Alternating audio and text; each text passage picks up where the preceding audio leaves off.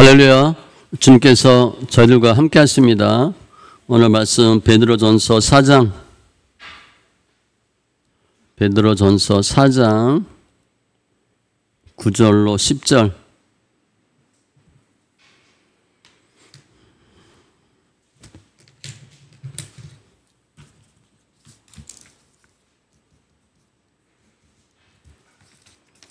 베드로전서 4장 9절로 10절 두 번 계속해서 읽겠습니다. 서로 대접하기를 원망 없이 하고 각각 은사를 받은 대로 하나님의 여러 가지 은혜를 맡은 선한 청지기 같이 서로 봉사하라. 아멘. 다시 있습니다. 서로 대접하기를 원망 없이 하고 각각 은사를 받은 대로 하나님의 여러 가지 은혜를 맡은 선한 청지기 같이 서로 봉사하라. 아멘. 기도합니다. 할렐루야. 주신 하나님 감사합니다. 저희들 죽을 수밖에 없고 이 세상에서 벌레 같고 막대기와 같은 저희들 주님 우리 죄를 용서하시고 사랑하시고 자녀 삼으시고 예수 믿는 자 되게 하신 주님 감사합니다. 천국에 대한 구원의 소망과 주님과 함께하는 임마누엘의 귀한 지체들로 축복하여 주시옵소서. 예배 통해서 말씀이 생명되게 하시고 더 주의 기쁨 영광되게 하심을 감사하며 모든 말씀 예수님의 이름으로 기도합니다. 아멘. 또 구호 외칩니다. 세 번. 예수님이 이 땅에 부흥을 주셨습니다. 같이 외치겠습니다. 예수님이 이 땅에 부흥을 주셨습니다. 예수님이 이 땅에 부흥을 주셨습니다. 예수님이 이 땅에 부흥을 주셨습니다. 아멘. 할렐루야.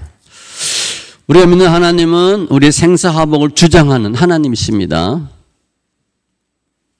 내가 뭘 열심히는 해야 돼요. 그런데 모든 기준은 주님이에요. 근데 주님은 어떤 주님인가? 저희에게 더 베스트를 주기를 원하시는 주님이에요. 우리가 하나님을 기쁘시게 하면 하나님이 다 해결해 주셔요. 하나님을 기쁘게 하는 건 우선순위입니다. 내가 먼저 그의 나라와 그 일을 구하면 주님은 먹고 마시고 입는 모든 걸 더하여 주시리라. 우리 삶 가운데 예수가 우선이 되고 예수가 중심이 되어서 승리하는 귀한 성도님들 다 되시기 바랍니다. 오늘은 베드로와 초대교인들과의 관계입니다. 오늘 중요한 단어는 대접. 이건 좋은 단어예요. 근데 이 성경 볼 때는요, 좋은 단어, 좋은 의미의 단어가 있고 나쁜 의미의 단어가 있어요. 반대되는 개념. 원망, 이건 나쁜 의미의 단어죠. 늘 같이 나옵니다. 또 좋은 의미의 단어, 은사, 은혜, 청지기, 봉사, 이런 단어 좋은 단어예요. 제가 오늘 주제어를 은혜로 잡았고 그 다음에 봉사로 잡았습니다. 은혜와 봉사. 그러니까 쭉 내용 전개가 은혜와 봉사 위주로 전개가 됩니다. 결국 그게 주제어인데 다른 내용들을 쭉 설명하는 거죠. 우리 현대인들은 살면서 돈 벌어야 되겠다 그런 거 말고 좀 보람된 인생을 살아야 되겠다 그런 경우가 많아요. 그러니까 보람된 인생이 뭘까? 보람된 일들이 뭘까? 그게 왜냐하면 보편적 가치거든요. 기부 많이 한다든가 그래서 계속 보람된 일을 찾아요. 하려고 합니다. 근데 그 대표적인 일이 뭐냐? 어려운 사람 도와주는 거예요.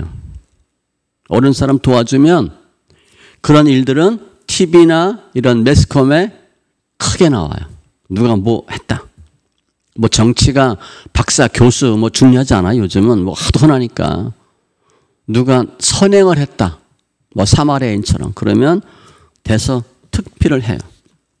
그러면 남을 도와주는 일을 하면 어떠한 결과가 있는가? 엄청난 기쁨과 만족이 있어요. 도와주면. 주님도 주는 것이 받는 것보다 복되다 그랬거든요. 줘 보시면요. 주는 게 얼마나 좋은 줄 알아요. 그 만족은 일반 돈으로 할 수 있는 거 그렇게 정도가 아니에요. 굉장한 만족이 나와요. 그래서 내가 남을 도와주면 돈으로 도와주든가 아니면 어떠한 일들로 수고로 몸으로 도와주면 고맙다 소리 듣고 감사하다는 소리를 들어요. 그게 주로 이제 현대인의 모습인데 오늘 그 당시 초대교회 당시에는 상황이 어땠나? 초대교회가 부흥됩니다. 부흥되니까 사람들이 교회 안으로 들어오죠. 그럼 뭐가 필요해요? 조직이 필요해요. 점점 교회가 체계화 되어 가요. 그러니까 한꺼번에 많은 사람이 막 밀려 들어오는 거예요. 그러니까 예전에는 내가 편히 교회 가서 예배만 드려야 됐는데 지금은 편히 예배만 드리는 것이 아니고 뭘 해야 되냐면 교회 오는 사람들을 돌보고 관리하고 도와줘야 하는 일이 생겨요. 반드시 생깁니다. 저 처음에 교회 개척할 때 제가 얘기했잖아요. 다 도와줘야 될 사람만 오더라고. 사람들이 오면 그들한테 신경을 써야 돼요. 그런데 그 당시 초대교회는 사회는 신분사회입니다. 귀족과 평민과 노예가 있어요. 부자도 있고 가난한 자도 있죠. 같이 섞여 살질 않아요. 그들은. 그러니까 노예는 노예고 귀족과 평민이 딱 구별돼요. 같이 생활하질 않습니다. 근데 교회는 어떻게 돼요? 귀족도 오고 평민도 오고 노예도 오죠. 함께 하는 거예요. 얘기를 함께 들어야 돼. 나눠서 할 수가 없는 상황이 되어버려요. 그러면 귀족들이 평민이나 노예와 함께 있는 걸 좋아하겠어요? 당연히 싫어하지. 우리나라 옛날에 양반 쌍놈 같이 예배 드렸잖아요. 기분 좋겠어요? 우리 뭐 그런 경우 많이 있죠? 집에 있던 머슴이 목사가 된 거야. 그 양반은 어떻게 하겠어요? 이게 쉬운 문제가 아니었어요. 아무튼 그때는 함께 있는 것도 힘든데 싫은데 사람들이 오니까 그들을 도와야 하는 상황으로 바뀐 거예요. 그래서 오늘 봉사라는 단어가 나오잖아요. 대접하기를 원망없이 하라는 단어가 나오잖아요. 그러니까 불편한 거예요. 있는 사람들은 불편한 거예요. 어울리지 않는 거예요. 우리 뭐 조선시대에 양반이 평민이나 천민 섬기고 뭐 하라 그러면 되겠어요? 기독교 사상과 성리학이 다른데 유교 사이가 뿌리 깊은데 그거 그냥 섬겨라 그럼 되겠어요? 잘 안 되는 거예요. 그런 문제가 교회에서 생긴 거예요. 처음에 하나님이 아담을 창조하시고 에덴 동산을 만드시죠. 에덴 동산은 상황이 어땠을 것 같아요? 아주 살기 좋은 때입니다. 최적의 상태예요. 뭐 지금처럼 태풍, 뭐 극심한 추위 이런 거 없었어요. 그때는 그냥 폭우 이런 것도 없었어요. 이슬비 정도. 이 정도로 모든 습도나 온도가 다 완벽하게 만들어졌어요. 살기에 너무 좋은 것이죠. 근데 거기에 동식물이 있는데 그것을 아담에게 관리하도록 주님이 바뀐 거예요. 그러니까 아담이 잘 관리해요. 뭐 정원사처럼 정원도 정리하고 동물도 관리하고 다 하는 거예요. 많은 재량권을 주고 지혜를 줬거든요. 그러면 아담이 에덴 동산을 관리하고 할 때 아담이 꽃을 좋아해. 고양이를 좋아해. 그래서 그 일을 했겠어요? 아니에요. 하나님 하라 하시니까 한 거예요. 하나님이 은사 주시고 직분 주시고 사명 주셔서 관리하도록 한 거예요. 그러니까 하나님의 뜻이니까 그냥 한 거야. 그러니까 자기한테 유익이 돼야 안 돼요? 그 상관없어요. 그냥 하나님의 뜻이고 의도니까 그냥 하는 거예요. 그런데 내가 남을 위해서 섬기고 봉사하는 게 아니라 나를 위해서 살아야 되겠다는 마음이 들죠. 하나님의 말씀이 아니라 내 생각대로 하고 싶어. 그게 타락이에요. 하나님을 위하지 않고 이웃을 위하지 않고 나를 위해서 무엇을 해야 되겠다는 생각이 들어요. 대접이라는 단어를 보면 대접하기보다는 대접을 좀 받아야 되겠다. 그런 마음이 드는 거죠. 봉사, 남을 위한 봉사 관심이 별로 없어요. 내가 어떤 편하고 내가 어떤 잘 되고 그런 생각을 하지 어떻게 하면 대접받고 높임 받을까 칭찬받고 박수 받을까 그런 생각을 하지 남에 대한 생각이 없어져요. 그리고 도리어 나보다 다른 사람이 칭찬받고 다른 사람이 높아지면 못 참는 거예요.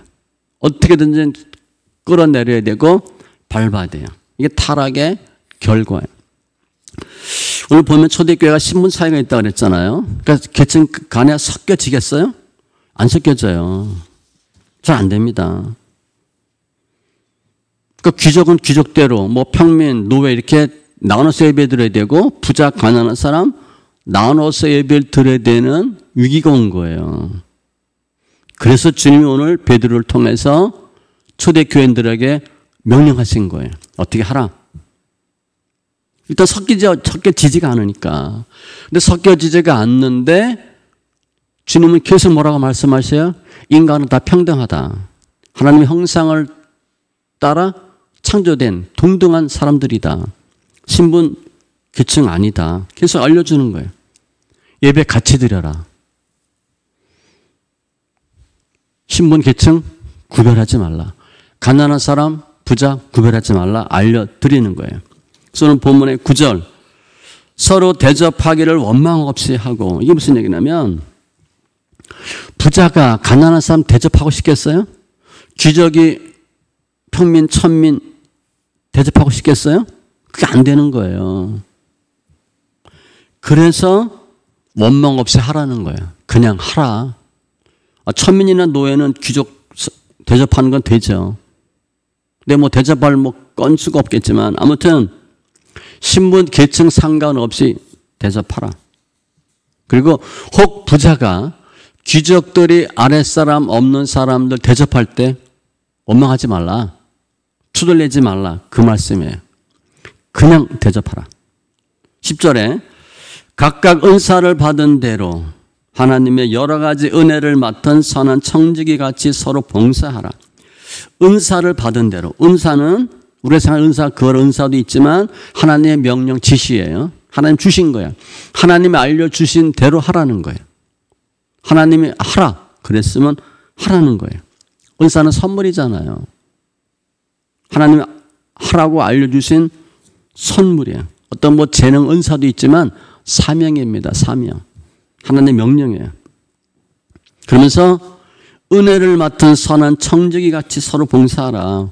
은혜 입었으니까, 은혜 받았으니까 봉사하라는 거예요. 봉사하는데 어떻게 봉사해라? 은혜로 봉사하라는 거예요. 은사 받았고 은혜 받았으니까 봉사하라는 거예요.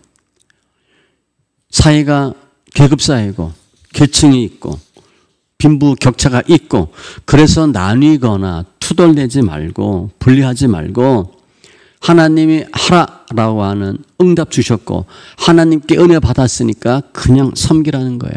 그대로 봉사해라. 예수님의 경우는 어때요? 죄인들 살리기 위해서 하나님 신분 다 버리고 보좌 버리고 내려오셨잖아요. 비천이잖아요. 비천. 이사야 53장 2절로 3절 그는 주 앞에서 자라나기를 연한 순 같고 마른 땅에서 나온 뿌리 같아서 별 볼일 없다는 거예요. 고운 모양도 없고 풍채도 없은즉 그러니까 보기에 그냥 별 볼일 없어. 우리가 보기에 흠모할 만한 아름다운 것이 없도다. 그러니까 딱 메시아 보면 메시아구나 이렇게 마음에 안 들고 에게 이렇게 된다는 거예요. 그는 멸시를 받았고 버림받았고 간고를 많이 겪었고 주님은 이 땅의 죄인들을 죽을 수밖에 없는 죄인들을 구원하기 위해서 섬기려고 오신 거예요. 대접 받으려고 오신 게 아니에요. 죽어가는 인간을 살리기 위해서 오신 거예요. 근데 그 예수님은 존재가 본질적으로 하나님과 동등이죠. 그러니까 하나님이에요. 성부 하나님, 성자 하나님. 모든 사람을 섬기려고 내려오신 거예요. 그럼 예수님이 억지로 했겠어요? 정말 죽기보다 싫은데 했겠어요? 예수님이 하셔야 할 사명이라고 알고 오신 거예요. 그 본체니까 예수님은 하나님의 뜻을 정확히 알아요. 하나님이 무엇을 하길 원하시고 하나님의 의도가 무엇인지 분명히 알기 때문에 내려오셔서 그 일을 하시는 거예요. 그게 신적 권능이거든요. 신적 수준에서 인지하고 신적 수준으로 그 일을 감당하는 거예요. 예수님의 신성해요. 하나님이시지만 사람의 모습으로 오신 거잖아요. 그러니까 와서 내가 일을 어떻게 감당해야 된다? 죽어야 된다는 걸 알고 오신 거예요. 그렇게 섬기고 그렇게 봉사한 거죠. 하나님이시지만 모든 거 버리고 내려오셔서 일을 감당해 주시는 거예요. 그러니까 주님이 주로 찾아간 분들이 어떤 분들이에요? 세리와 창기, 없는 사람, 환자들. 예수님은 모든 걸 다 알고 직접 담당하신 거예요. 오늘 본문으로 보면 봉사하시고 대접하신 거예요. 그 예수님의 신적 권능이에요. 그 주님이 30세까지 묵수를 하시다가 이제 사역을 시작하시죠. 그러니까 설교하는 거예요. 주로 사역은 설교예요. 그러니까 목사 안 하고 이제 설교하는 거예요. 여기저기 다니면서 설교합니다. 그때 예수님이 설교하는 모습을 잘 생각해 보면 예수님이 뒤엔 바로 12제자가 있어요. 그리고 바로 70제자가 있습니다. 70제자는 이름이 기록되지 않아요. 그리고 수많은 무리가 따라다녀요. 그리고 주로 위로하고 생명을 전하고 천국 복음을 전해요.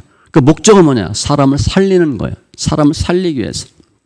그러면 그 당시 바리새인들, 서기관이나 제사장이 예수님을 봤을 때 그 모습이 어땠을 것 같아요? 목수 출신인데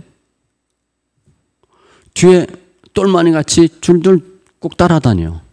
그리고 앞에 딱 가는 거 보니까 꼭 보스 같아. 폼 잡고 가는 것 같아. 아, 저분이 죄인들을 살리기 오신 하나님의 아들 예수구나. 그런 마음이 들겠어요? 도저히 뭔가 이상해.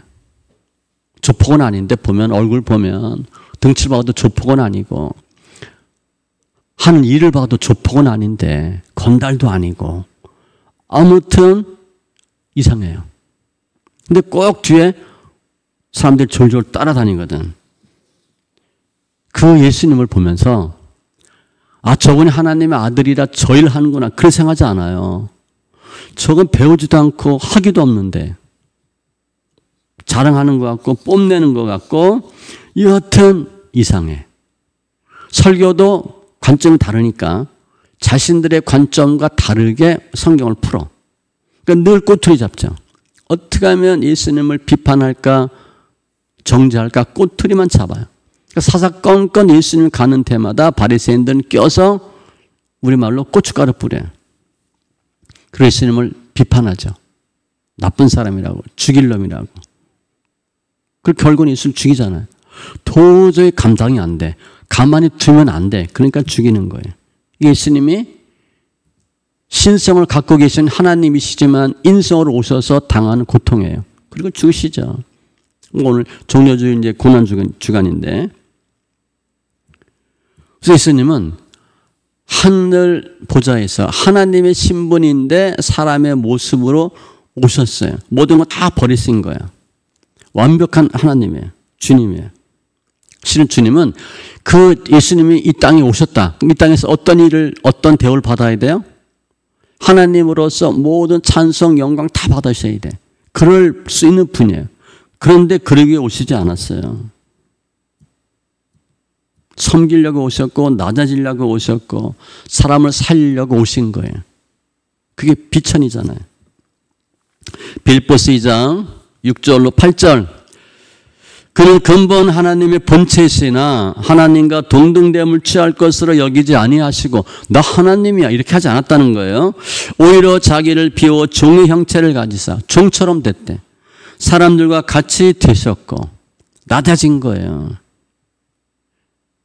신성과 인성이죠. 사람의 모양으로 나타나사 자기를 낮추시고 죽기까지 복종하셨으니 낮추시는 거예요. 이게 굉장히 어렵습니다. 신앙생활할 때 우리가 우리 자신을 낮춘다. 이게 잘 안 돼요. 그냥 평범하고 그냥 순하고 그런 사람인 것 같아도 자세히 보면요. 교만이 엄청 많습니다. 안 나타내는 것 뿐이에요. 못 나타내는 것 뿐이에요. 더 교만한 사람이 있고 더 센 사람이 있으니까. 근데 주님은 낮추시고 죽기까지 복종하셨으니 겸손과 순종이에요. 예수님이 이 세상에 오신 모습이에요. 근데 그 주님이 제자들에게 뭐라고 말씀하시냐면 너희들이 종은 아니지만 노예는 아니지만 종처럼 대하고 먼저 대접해야 된다라고 말씀하시는 거예요.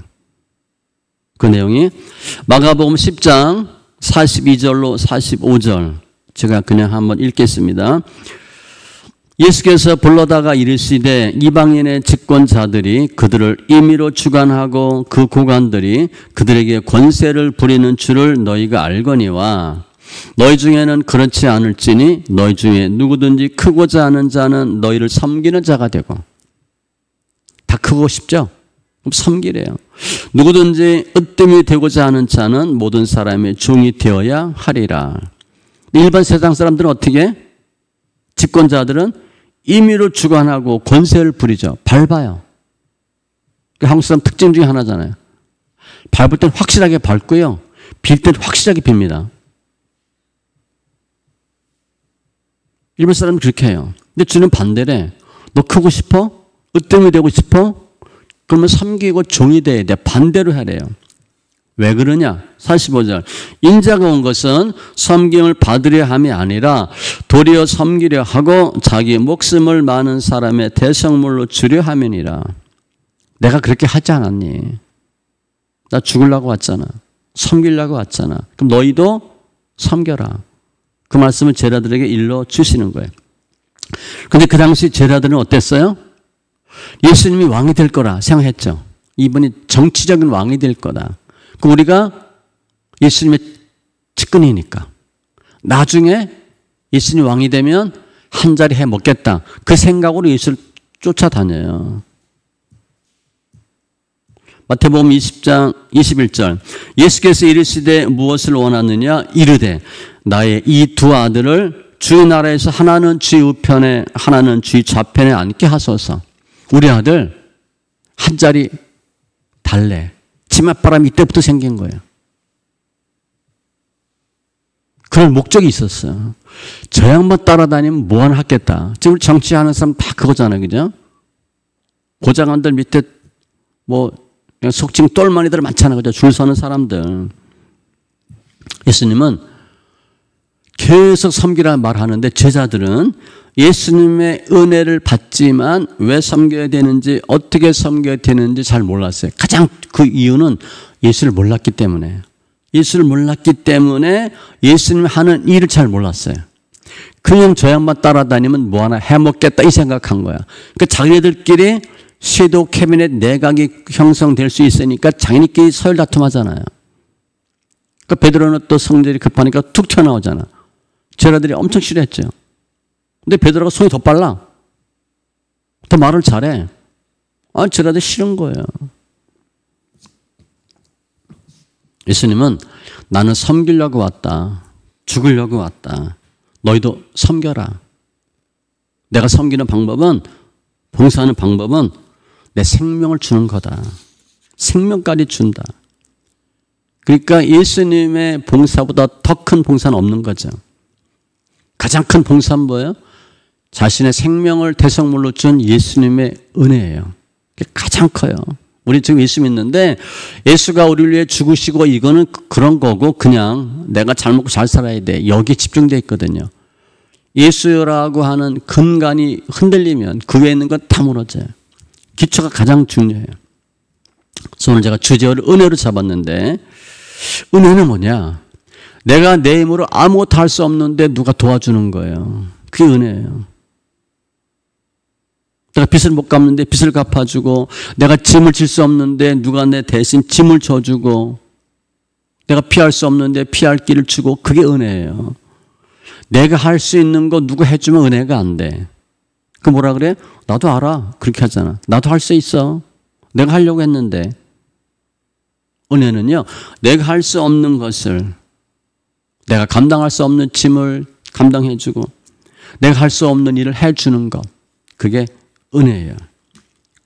사람은 내가 남을 위해 죽을 수 없어요. 다른 사람의 죄를 감당할 수가 없어요. 우리가 수고하고 애를 쓸 수 있어도 그 사람의 생명을 달신할 수는 없어요. 이 일은 주님밖에 할 수가 없어요. 더구나 타락한 사람, 죄인들, 세상에서 사람 취급도 못 받는 사람들을 위해서 봉사하고 섬기고 목숨을 줄 수 있는 분은 예수밖에 없어요. 그게 은혜예요. 은혜는, 최고 은혜는 자기 생명을 주기까지 낮아지고 섬기고 봉사하는 것, 그게 은혜예요. 그 예수님이잖아요. 요한복음 13장 1절. 유월절에 예수께서 자기가 세상을 떠나 아버지께로 돌아가실 때가 이런 줄 아시고, 곧 죽는다는 걸 알아요. 야, 내가 잘하면 살겠다, 그게 아니에요. 나는 죽는구나. 그런데 세상에 있는 자기 사람들을 사랑하시되 끝까지 사랑하시니라. 끝까지 사랑하는데, 우리는 이거 좀 불리하다, 이상하다, 손해보겠다, 그러면 어떻게 해요? 피해야지. 주님은 돌아가실 걸 알면서 끝까지 사랑하신대. 이게 예수님의 은혜예요. 이런 은혜는 이 세상 어디에도 없고 어떤 종교에도 없어요. 하나님은 인간들이 하나님의 말씀을 따라서 섬기고 사명 감당하고 직분 감당하는 것 싫다고 떠났을 때 하나님 은혜를 더 이상 못 받죠. 하나님이 싫다고 떠나면 하나님 은혜를 받지 못해요. 그리고 자기네끼리 더 대접받으려고 하고 더 높아지려고 하고 아기다툼하다가 지옥 가고 죽는 걸 주님이 아셔요. 그러니까 지옥 가기 전에 힘들게 살다가 지옥 가는 거예요. 주님 다 알고 계시니까 미리 예수님을 준비하셔서 보내시죠. 가서 저들 잘 섬기고 저들 잘 대접하고 봉사해서 예수 믿고 다시 천국 올 수 있도록 예수님을 보내시는 거예요. 예수님 오신 목적은 오늘 본문의 단어로 보면 봉사하기 위해 오시는 거예요. 봉사하시려고. 우리 인간들을 섬기게. 따라서 성부 하나님이 성자 예수님을 이 세상에 보낸 건 은혜 중에 은혜예요. 타락한 사람들을 봉사하도록 보내주셨으니까. 타락한 사람들의 죄를 담당하고 병들어 죽고 아무것도 할 수 없는 사람들에게 할 수 있는 능력, 힘을 주도록 보내주셨으니까 그게 하나님의 은혜예요. 독생자 예수를 보내신 하나님의 사랑. 찬송가 있잖아요. 바다를 먹물로 삼고 하늘을 두루마리 삼아도 다 기록해도 그 사랑을 기록할 수 없다. 그러니까 하나님의 사랑과 은혜는 실은 엄청난 큰 거예요. 이런 일을 하실 수 있는 분은 하나님과 예수님밖에 없어요. 오늘 본문의 상황을 다시 보면 초대교회는 엄격한 신분사회입니다. 귀족, 평민, 노예. 근데 같이 예배를 드려요. 상상이 되겠어요? 제가 예수 80년대에 믿고 81년도에 믿었나? 그때 CCC에서 지방 순례정도를 매년 갔어요. 갔는데 그때 갔을 때 교회가 이렇게 기역자로 되어 있는 교회 봤어요. 남자, 여자 구별돼. 서로 못 봅니다. 그러니까 지금 이렇게 보면 남자, 여자 이게 두 열이 요 가운데가 벽이 아니라 이렇게 졌어요. 그러니까 서로 못 봐. 남녀 7세 부동석이니까 서로 다른 각도에서 강대상을 봐요. 난 이쪽 보고 보이는데 성도들은 서로 못 봐. 그렇게 구분해놨어요. 남녀 그렇게 구분했어요. 양반 쌍놈 같이 예배 드렸겠어요? 역겹지. 있는 사람이 불편하죠. 부자들이 불편하고요. 귀족들이 불편해요. 근데 주님께서 어떻게 섬겨야 되는지를 보여주셨기 때문에 그들이 예수님의 모습을 보고 하는 거예요. 무시하면 안 되고 같은 사람이고 봉사하게 하는 거죠. 예수님의 봉사는 죽음을 넘는 봉사잖아요. 뭐 높은 정도가 아니라 하나님인데 죽으셨잖아요. 그러니까 귀족들, 부자들이 예수님의 삶을 보고 나는 안 돼 이렇게 못하는 거예요. 예수님처럼 흉내라도 내야죠. 같이 예배드리고 같이 밥 먹고. 저희가 이제 노숙자 봉사를 많이 했잖아요. 노숙자 가면 일단 녹수자 교회 가면 냄새가 나서 못 들어가요. 냄새 나서 못 있어요. 우리 오면 뭐 한 달에 한 번씩 갔었는데 성도들 데리고 다 가요. 그러니까 성도 와서 뭐 여전도 뭐 임원 되면 입문 코스가 등록문이 거기 가는 거예요. 냄새 때문에 못 있어요. 근데 그분들이 밥을 해주는데 다 노숙자가 해주는 겁니다. 주방장이 노숙자예요. 밥 못 먹어요. 밥 못 먹습니다. 그분 돌아가셨는데 그 목사님이 그래요. 여기 와서 밥 먹는 교회는 예전에 대형 교회밖에 없다고. 와서 헌금 주고 가 그냥. 예배 드리고 가고 특성하고 가고. 와서 예배 드리고 밥 먹는 교회는 우리밖에 없다고 그랬어요. 저는 뭐 1년에 한 3번 정도 가서 이제 집회 참석했었으니까. 예수님의 모습을 보고 그들이 섬기는 거예요. 같이 예배 드리고. 근데 예수를 못 봤다. 예수를 모른다. 그게 가능하겠어요? 못하는 거죠, 그거. 같이 예배? 같이 앉지도 않아요. 당장 뭐 반말 나오고, 그죠? 명령 쪼고, 인간 취급을 안 하니까. 사회를 바라보면, 관습이나 모든 걸 따지면 같이 앉아서 예배 드리는 것도 불가능해. 대접하고 봉사하는 거, 그건 말도 안 돼. 그런데 은혜의 예수를 바라보면 할 수 있는 거예요. 이게 기독교의 힘이에요. 이들이 하는 거예요. 귀족들이 평민들, 천민, 노예들 식사 준비해주고 함께 나눠 먹고 대화하고 형제라고 부르고 어렵고 힘들 때 함께 대화 나누고 이게 초대교회 모습이에요. 밖에 나오면 교회 밖에 나오면 어때요? 귀족이에요. 노예예요. 같이 할 수가 없어. 그런데 교회 들어오면 예수님의 사랑으로 예수님의 교훈으로 본문에 보면 은사와 은혜로 서로 하나 되는 거예요. 그게 천국이죠. 그러니까 귀족들은 내가 가서 평민과 천민들, 노예들을 섬길 수 있고 도와줄 수 있다는 마음에 기뻐서 가고 노예들은 그런 대접 받을 데가 없잖아. 날마다 주인님 그리고 일만 하고 맡기만 했는데 교회 오면 귀족들이 대우해주고 형제라 불러주고 그러니까 교회 오면 너무 좋은 거예요. 교회가 천국이에요. 제가 서두에 현대인들은 많은 봉사, 보람 있는 일을 찾는다 했죠. 봉사할 때 좋아요. 저희도 노숙자 가잖아요. 똑같은 사람인데 그는 정말 불쌍하죠. 그들. 딱 봐도 알잖아요. 이렇게 냄새나고. 우리가 봉사하기를 원해서 봉사는 하지만 내가 봉사한다고 그 상대방의 생명이 살아나요? 그렇지 않아요. 저 노숙자 사역 뭐 20몇 년 했는데 그 찬반이 많아요. 먹을 거 줘야 된다, 안 줘야 된다. 먹을 거 주면 그분들이 거기에 눌러 앉거든요. 노숙자가 됐는데 3개월 지나면 타성이 붙어서 다른 일 못 한대요. 그러니까 3개월 전에 나가야 돼. 그러니까 계속 먹을 거 주면 이들은 먹고 사니까 노숙자가 좋은 거야. 그래서 이제 계속 예배를 드리죠. 그 교회에서 예배 드리고 집회를 합니다. 집회하면 100명 정도 이렇게 노숙자들이 모이는데 한 4박 5일 정도 예배를 드려요. 기도원을 빌려서. 처음에 오면 다 깨끗하게 다 씻기고 사우나 가서 내 옷 다 주고 다 갈아입히고 면도하게 하고 머리 깎고 그리고 4박 5일 예배를 드려요.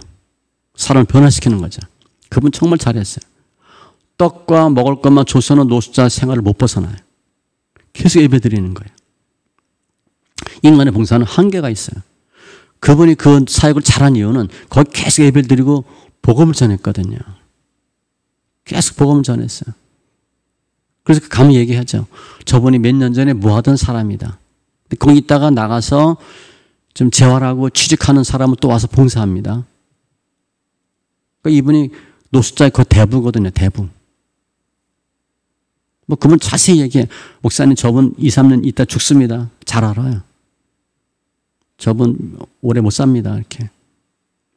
근데 인간의 봉사는 한계가 있어요. 제한적이에요. 내가 아무리 해도 생명을 회복시키거나 생명을 줄 수는 없어요. 내가 봉사를 많이 한다고 예수님의 은혜 깨달아지는 게 아니에요. 천국은 봉사로 가는 게 아니에요. 대접하고 가는 게 아니에요. 예수의 은혜로 가는 거예요. 그러니까 오늘 내용은 봉사가 중요하냐, 뭐가 우선이냐를 설명하는 거예요. 봉사와 대접 중요한데 그것으로 다 되는 게 아니고 예수님의 은사와 은혜가 중요하다, 그거 설명하는 거예요. 우리가 내가 봉사를 잘 못해. 근데 예수 은혜를 받았어. 예수를 알아. 천국 갈 수 있어요. 중요한 것은 은혜로운 예수를 만나야 가능하다는 거예요. 근데 예수를 모르고 은혜를 못 받으면 봉사는 해도 어떻게 해요? 힘들어요. 힘들어요. 우리 다 예수 믿는 성도인데 성도는 어떻게 정의할 수 있냐? 대접받는 사람이 아니라 대접하는 사람이 성도입니다. 대접하는 사람이 성도예요. 봉사하는 사람이 성도예요. 대접받으려고 하지 마세요. 대접하려고 하세요. 대접한다고 내가 낮아지거나 내가 작아지지 않아요. 대접받는다고 내가 높아지거나 큰 사람 되는 거 아니에요. 반대예요, 반대. 교회 왜 와야 되냐? 대접하려고 오고 봉사하려고 교회 오는 거예요. 그게 성도예요. 부부도 마찬가지잖아요. 서로 자기 주장하고 권리 얘기하면 싸우죠. 그런데 창세기 2장 18절에 보면 배필을 돕는 배필을 정해 주셨어요. 그러니까 배필은 내가 어떻게 하면 이 남편 도울까, 어떻게 하면 이 아내 도울까 이렇게 해야지, 내가 어떻게 하면 이 남편한테 뭐 뺏어 먹고 이 아내 부려먹을까, 그러면 결혼 자체가 안 돼요. 내가 이 사람 통해서 무슨 이익을 받을까, 그럼 결혼 깨집니다. 이 남자가 엄청 멋있어, 돈도 많아. 그런데 사업하다 실패했어. 그러니까 얼굴이 쭈그러졌어. 그러면 싫어지게. 외적인 거 보고 결혼하면 안 돼요. 특히 봉사 차원에서 보면 도우려고 결혼하셔야 돼. 그게 기독교적 결혼관이에요. 사랑 받으려고 결혼하는 게 아니라 사랑하려고, 해주려고. 대접받길 원하는 게 아니라 대접해 주려고 결혼하셔야 돼요. 그러면 그 부부는요, 깨지려도 안 깨져요. 근데 우리가 성도님들이 인생 살면서 내가 남 대접하면 손해보는 것 같고 내가 꿀리는 것 같고, 왜 그런 마음이 드냐? 예수를 몰라서 그래요. 예수를 알면 대접하지 말라 그래도 대접해요. 우리 사모가 그게 주특기잖아요. 남 섬기는 거. 제가 그때 취미생활 하는 것 같아요. 얼마 전에 또 목사님 4번 가셨는데 너무 좋아하고 가죠, 다들. 그래서 우리가 성도는 대접하고 봉사하는 사람인데 알아요. 그래도 하면 어때요? 힘들어요. 그렇게 오랫동안 하기가 쉽지 않아요. 그래도 할 수 있는 근거는 뭐냐? 예수의 은혜를 받았기 때문에, 예수님을 알기 때문에 할 수 있는 거예요. 예수님은 천국 보좌 다 버리고 오셔서 죽으셨는데 우리 뭐 흉내라도 뭘 못 내겠어요? 조금이라도 해야지. 예수님처럼 대접하고 예수님처럼 낮아지고 봉사하고 하는 게 성도예요. 예수님의 은혜 사로잡히면 봉사하지 말라 그래도 봉사해요. 섬기지 말라 그래도 섬겨요. 그럼 내가 열심히 섬긴다, 은혜 받고, 그럼 믿지는 거예요? 절대 그렇잖아요. 주님 일생 동안 책임집니다. 평생을 지켜주셔요. 계속 만나 주시죠. 거친 풍랑 속에서 헤쳐나오게 해주시죠. 막기 힘든 상대 막아주시죠. 내가 섬기면 훨씬 주의 은혜를 더 체험하는 역사가 있어요. 그래서 이게 오늘 이제 본문의 내용인데, 우리가 적용을 한다면 본문을 갖고 내가 먼저 봉사하거나 먼저 대접하는 일이 중요하지 않다는 거예요. 그거는 예수님의 은혜 받은 결과예요. 그걸로 천국 가는 게 아니에요. 그게 신앙의 본질이나 원천이 아니고 열매가 돼야 돼요. 그러니까 신앙의 본질은 뭐냐? 예수님과 예수님의 은혜예요. 예수를 알고 은혜를 받으면 내가 저 사람의 마음에 들어, 저 사람 좋아, 그럼 막 하는 거예요. 아셨죠? 그래서 교회 오는데 난 봉사하고 싶어서 막 와. 그거는 이제 우선순위를 보면 좀 바뀐 거예요. 은혜가 더 중요하다는 거예요. 은혜 받으면 봉사가 나와요. 그래서 교회 나와서 뭘 먼저 하셔야 되냐? 은혜를 받으셔야 돼. 예수님의 은혜를 받아야 돼요. 그러면 봉사하며 대접하는 것은 부수적으로 나와요. 우리 주방장 섬기잖아요. 여러분 누가 뭐 하라 그래서 섬겼어요? 제가 뭐 이렇게 다 알아서 하는 거잖아요. 은혜 받으면 하는 거예요. 그거 억지로 하면 얼마나 힘들겠어요. 그래서 제가 우리 여전도 남전도 회장한테 늘 얘기해요. 8, 9월 고비니까 조심하라고. 처음에 사명감 갖고 시작했는데 8월 되면 이제 수련회 가죠. 뭐 행사 마치고 그러면 거의 여전도는 8월에 수련회 갔다 오면 파김치 돼. 그럼 시험 들어요. 너무 힘든 거예요. 그리고 회원들이 뭐 잘했다 얘기해? 뭐가 어쨌다 틀렸다 얘기하고 맛없었다 얘기하고 힘들었다 얘기하면 짜부러지는 거죠. 그게 패턴이야, 패턴. 그래서 8월 수련회 갔다 오면 주의하셔야 돼. 내 힘으로 하면 8, 9월이 고비예요. 근데 예수님의 은혜를 생각하면 어때야 돼요? 1년 더 해야 되겠다. 우리 지사님 몇 년째 하고 계시잖아. 은혜가 있으면 하는 거예요. 은혜. 좀 계속 그 얘기 하는 거예요. 왜 봉사할 마음이 생기고 대접할 마음이 생기냐? 예수님 은혜를 받으니까 봉사하고 싶고 대접하고 싶고 은혜 받으면 그 은혜가 너무 좋잖아요. 예수님처럼 흉내라도 내는 거예요. 근데 그 예수 은혜를 못 받고 예수를 모르면 억지로 해야 되잖아요. 힘든 거예요. 오늘 말씀을 적용한다면 예수의 은혜를 받는데 집중하자. 그게 봉사와 대접이 우선이 아니라 은혜가 우선이다. 예수 은혜 받으면 성도들 집에 잘 안 갑니다. 처음에는 주일 오전 겨우 나와. 그러다가 이제 좀 은혜 받으면 오후 예배 드리고 수예배, 금요예배, 새벽 예배 나오죠? 예배 끝나고 안 가잖아요. 교회에서 할 것도 없어. 근데 안 가잖아. 은혜 받으면 안 가요. 예수 은혜를 받으니까 교회가 좋은 거예요. 자꾸 잊고 싶어하고 말하고 싶어하고. 우리 이제 남녀가 결혼하는데 결혼 반지 주잖아요. 사랑하고 결혼해야 결혼 반지 받는데 저 사람은 사랑하지 않고 결혼 반지를 사랑해. 그럼 되겠어요? 안 되지. 그 비정상이에요. 그 안 좋은 현상이에요. 사랑하고 결혼하니까 증표를 주는 거지. 예수님께 은혜 받고 예수님이 좋으니까 그 다음에 봉사할 마음이 생기고 대접할 마음이 생기는 거예요. 이게 적용이에요. 그럼 결단한다면 어떻게 되나? 예수님의 은혜를 받으면 돼요. 예수 은혜를 받으면 봉사하고 싶고 대접하고 싶어요. 다 우리가 다 원해요. 그렇게 교회 가서 그냥 팔걷어 묻히고 주방에서 일하고 막 청소하고 막 하고 싶어 해요. 전도도 하고. 근데 그렇게 돼요? 안 돼요? 잘 안 돼요. 결국 현실이에요. 우리가 원하는 대로 마음 먹은 대로 몸이 움직여지지 않아. 그렇게 대접하고 봉사하는 게 잘 안 돼요. 내 몸이 말을 안 들어. 그럼 보약 먹고 영양제 먹으면 그거 되겠어요? 그래도 안 돼요. 영양제 먹는다고 뭐 봉사가 되겠어? 대접이 되겠어? 아니에요. 예수님의 은혜를 받아야 되는데 예수님의 은혜 받는 일을 먼저 하시면 되는 거예요.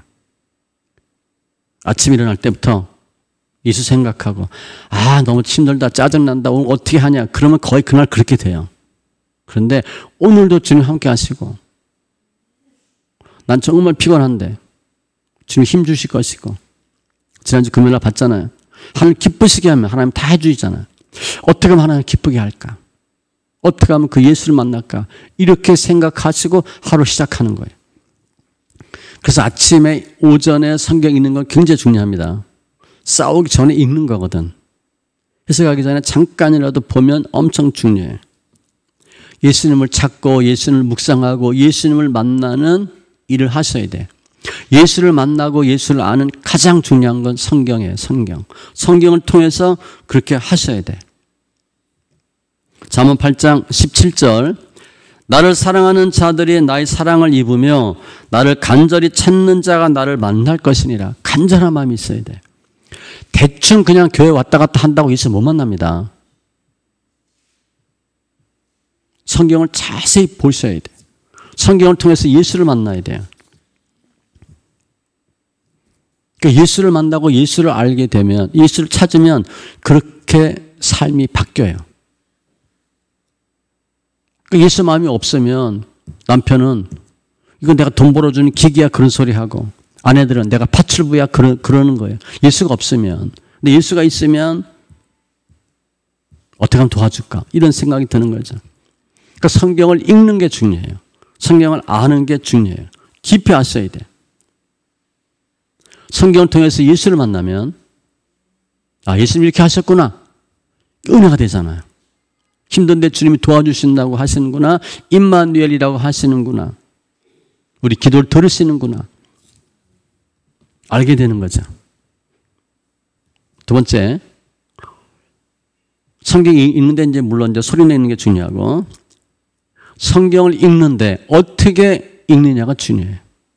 성경을 성경 내용으로 보면 예수를 못 만나요. 베드로만 봐. 다윗만 보고 모세만 봐. 그럼 예수를 못 만나요. 예수를 못 만나면 성경 지식은 아는데 예수를 못 만나기 때문에 은혜가 없어요. 성경만 보면 무슨 결론이 나오냐면 나도 이렇게 해야 되겠다 그 생각이 들어. 나도 다윗처럼 돼야 되겠다. 모세가 한 것처럼 해야 되겠다.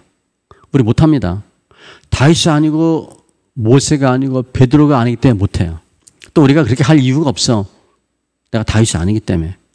다윗을 보면 예수를 못 봐요. 성경 보실 때 예수로 성경을 보셔야 돼요. 그게 아주 중요해요. 제가 성경을 성경으로 풀었죠. 근데 몇 년 동안 계속 예수 얘기하잖아요. 아, 이게 예수로 봐야 되는 거구나. 베드로가 중요한 게 아니구나. 베드로 설명하려고 베드로 적은 거 아니에요. 다윗 나타내려고 다윗 기록한 거 아니에요. 예수님이 어떤 분인가를 기록하고 알리기 위해서 다윗을 기록한 거예요. 다윗에게 주님이 어떻게 은혜 주시고 어떻게 역사하셔서 그렇게 했는가를 보셔야 돼. 이거 관점을 바꾸셔야 돼. 성경을 읽되 관점을 바꿔서 예수를 찾는 거예요. 예수를 보면 보여요. 예수님이 어떠한 삶을 사셨는지, 예수님 그런 분을 어떻게 도와주는지, 그런 분에게 하나님 어떻게 역사하는지가 보여요. 따라서 성경은 성경보다 더 강력한 축복은 없어요. 근데 많은 사람 성경 안 읽죠. 우리 교회에 있다가 간 집사님이 며칠 전에 문자가 왔어요. 뭐 정말 뜬금없이 제가 문자합니다. 그러면서 성경 열심히 읽다 나갔거든요. 목사님 그때 날 막 미워했어. 드러날 때. 근데 그랬어. 그래도 성경 읽는 거 감사할 거다 그랬어요. 그 생각이 난대. 목사님이 그래도 감사할 거다. 그게 생각나서 너무 감사하다고. 지금 너무 감사하고 있다고. 무슨 토를 달았냐. 제가 보니까 교회 성도들 정말 성경은 안 읽어도 너무 안 읽어요. 아, 본인도 안 읽었지. 근데 저 만나서 읽은 거지. 그렇게 적었어. 성도들이 정말 성경을 안 읽어도 너무 안 읽어요. 제가 힘들고 무슨 일이 있어도 이분들 성경 많이 읽으니까 튀거든요. 벌써 가끔 문자 오는 거 보면 튀어요. 은사를 또 막 주시더라고 하나님이. 주의하고 누가 뭐라 그래도 성경 많이 읽으세요. 그리고 성경에서 예수를 만나세요. 그랬어. 그랬더니 문자가 왔더라고. 제가 성경 읽으면서 예수를 만날 때까지 성경을 읽겠습니다. 너무 감사하죠. 성경보다 더 완벽한 축복은 없어요. 근데 우리 교회는 성경을 많이 읽는 분들이잖아. 그죠? 우리 교회 성도들은 성경 읽기를 통해서 또 제가 성경 말씀을 예수를 풀기 때문에 엄청난 축복이에요. 저 성경 많이 읽었기 때문에 성경 많이 안다고 생각해요. 근데 예수를 잘 몰랐어요. 제가 보니까. 지금 제가 뭐 후회는 아니지만 지금이라도 감사하지만 좀 빨리 알았으면 그런 생각이 드는 거예요. 우리 교회는 성경 통해서 예수를 만나고 예수 은혜를 받는 복된 심령들이에요. 오늘 말씀을 줄이면 이렇게 줄일 수 있을 것 같아요. 예수님을 모르고 예수님의 은혜를 모르고 봉사하고 대접하면 서로 힘들고 후회되지만 나중에 후회할 수 있어요. 예수님을 알고 예수님의 은혜를 알고 봉사하고 대접하면 나도 살고 이웃도 산다. 봉사하고 대접하는데 어떻게 되냐? 예수를 만나고 예수의 은혜를 갖고 하는 거예요. 그럼 쉬워요. 그런데 그게 없이 하면 억지로 하면 나도 힘들고 시험 들고 상대방도 시험 들어요. 왜냐하면 내가 예수 은혜 없이 봉사하고 대접하다가 내가 힘든 표정이 나타나거든. 퉁명스러워지고요. 한마디 은혜가 안 돼. 일은 하는데 법상치가 안 돼. 그럼 받는 사람도 시험 들어요. 그 정도 되면 안 하는 게 낫습니다. 아니면 바꾸셔야 돼. 내 힘으로 하는 게 아니라 주님이 주신 은혜로 봉사해야 되는구나. 근데 우리는 예수를 알기 원하잖아요. 예수 은혜를 받았잖아요. 그러니까 우리의 봉사와 우리의 대접은 나도 살고 이웃도 사는 거예요. 신앙은요, 가속도가 있어요. 내가 뭘 하면 점점 더 잘하게 돼. 가속도가 붙어요. 안 하잖아요. 점점 안 하게 돼. 예수 은혜를 받고 하면 점점 봉사가 쉬워요. 봉사가 재밌고요. 그때 주는 엄청난 은혜들이 있어요. 그러니까 점점 봉사하게 되는 거예요. 그러니까 나는 원래 봉사를 좋아하고 선천적으로 잘하는 사람처럼 하게 되는 거예요. 그게 몸에 배 그냥 의뢰히 돕는 게 배. 오늘 말씀 통해서 우리 성도님들 주님의 주신 은사와 은혜로 대접하고 봉사하고 승리하는 귀한 지체들 다 되시기 바랍니다. 기도합니다. 할렐루야. 좋으신 하나님 감사합니다. 오늘 봉사, 대접, 그리고 은사와 은혜 저희들 다 열심히 봉사하고 대접하는 분들인데 저희들이 우리 생각과 의지로 봉사하고 대접한 것이 아니라 예수님의 은혜와 은사로 봉사하고 대접하게 하신 주님 감사합니다. 우리는 2000년 전 상황을 잘 모르고 그냥 말씀을 받지만 당시의 상황을 조금 더 생각한다면 정말 귀족이 평민을, 천민을 대접하고 원망 없이 한다는 것 자체가 불가능하고 함께 예배하는 것도 불가능한데 하나님의 은사와 은혜로 대접해야 되고 대접할 수 있게 하신 주님 감사합니다. 우리가 성경 많이 읽고 성경을 예수로 봄으로 말미암아 더 하나님의 기쁨, 영광 되게 하여 주시옵소서. 감사하며 모든 말씀 예수님의 이름으로 기도합니다. 아멘.